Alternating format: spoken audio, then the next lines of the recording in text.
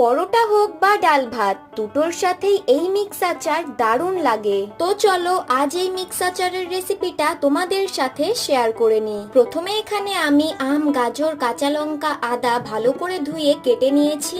এবার আচারের জন্য একটা মশলা তৈরি করে নেব। তার জন্য নিয়ে নিচ্ছি শুকনো লঙ্কা, সাদা জিরে, সাদা সর্ষে, মৌরি, ধনে, মেথি, কালো সর্ষে আর গোলমরিচ শুকনো খোলায় ভেজে তুলে নিয়ে তারপর কড়াইয়ে বেশ কিছুটা পরিমাণ সর্ষের তেল গরম করে তাতে 1 চামচ পাঁচফোড়ন আর জোয়ান দিয়ে তেলটা ঠান্ডা করে নিতে হবে। ততক্ষণে মশলাটা গুঁড়ো করে নিয়ে ওই ঠান্ডা করে রাখা তেলের মধ্যে দিয়ে দেব সব কেটে রাখা আম, গাজর, কাঁচা লঙ্কা, আদা আর দিয়ে দেব পরিমাণ মতো নুন, হলুদ গুঁড়ো, কাশ্মীরি রেড চিলি পাউডার আর গুঁড়ো করে রাখা মশলাটা।